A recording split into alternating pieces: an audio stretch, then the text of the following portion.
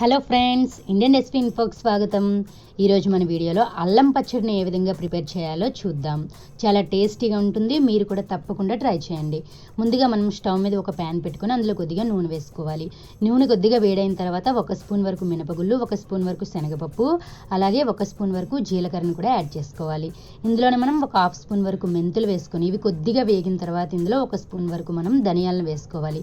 ఈ విధంగా అన్నీ వేసిన తర్వాత ఒకసారి ఈ విధంగా మంచిగా కలుపుకొని ఇందులో నేను ఇక్కడ ఒక 80 గ్రామ్స్ వరకు ఎండుమిరపకాయలను యాడ్ చేస్తున్నాను. ఇవి కూడా కొద్దిసేపు ఒక 2 నిమిషాల పాటు వేగనివ్వాలి. చూడండి, ఇవి ఈ విధంగా కొద్దిగా వేగిన తర్వాత 1 కప్పు వరకు అల్లం, అంటే ఇది 100 గ్రామ్స్ వరకు ఉంటుంది. 100 గ్రామ్స్కి 80 గ్రామ్స్ ఎండుమిరపకాయలు అయితే సరిపోతుంది. చిన్నపిల్లలు తింటారు అనుకుంటే 60 గ్రామ్స్ వరకు మాత్రమే ఎండుమిరపకాయలను యాడ్ చేయండి. 80 గ్రామ్స్ అయితే కొద్దిగా కారం ఉంటుంది. చూడండి, ఈ విధంగా మనకి అల్లం అలాగే ఎండుమిరపకాయలు వేగిన తర్వాత ఈ విధంగా ఒక మిక్సీ జార్లోకి వేసుకోవాలి. మనము 100 గ్రామ్స్ వరకు అల్లాన్ని తీసుకున్నాం కాబట్టి 100 గ్రామ్స్ వరకు బెల్లాన్ని కూడా తీసుకోవాలి.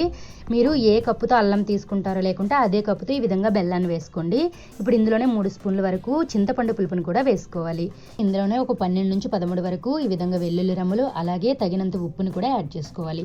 మనం ముందుగానే వేడి చేసి చల్లార్చిన నీళ్ళని తీసుకొని ఈ విధంగా కొద్దిగా వేసుకొని మనకి ఏ విధంగా అయితే పచ్చడిని తయారు చేసుకోవాలనుకుంటున్నామో చూడండి, ఈ చిక్కదనాన్ని బట్టి మనం వాటర్ యాడ్ చేసుకుంటూ మిక్సీ పట్టుకోవాలి. ఈ విధంగా నలిగిన తర్వాత దీన్ని ఒక బౌల్లోకి మనం తీసుకోవాలి. చూడండి, మనకి చాలా మంచిగా వచ్చింది, టేస్ట్ కూడా చాలా బాగుంటుంది. ఈ విధంగా మనం దీన్ని ఒక బౌల్లోనికి తీసుకున్న తర్వాత దీనికోసం పోపు రెడీ చేసుకోవాలి. స్టవ్ మీద ఒక ప్యాన్ పెట్టుకొని అందులో కొద్దిగా నూనె వేసుకొని ఇందులోనే మనం 1/4 స్పూన్ వరకు ఆవాలు, అలాగే 1/4 స్పూన్ వరకు మెంతులు వేసుకోవాలి. ఇవి కొద్దిగా చిటపటలాడేంత వరకు వేయించుకోవాలి. ఇవి కొద్దిగా వేగిన తర్వాత ఇందులోనే ఒక 2 ఎండుమిరపకాయలని ఈ విధంగా ముక్కలుగా కట్ చేసి వేసుకోవాలి. ఈ విధంగా ఎండుమిరపకాయలు కూడా కొద్దిగా వేగిన తర్వాత ఈ విధంగా ఒక 2 రెమ్మల కరివేపాకును కూడా వేసుకోవాలి.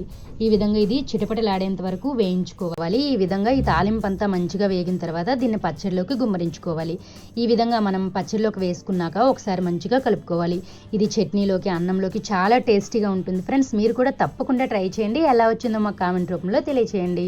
మరిన్ని లేటెస్ట్ వీడియోస్ కోసం మా ఛానల్ని సబ్స్క్రైబ్ చేయడం మర్చిపోకండి. Thank you for watching our video.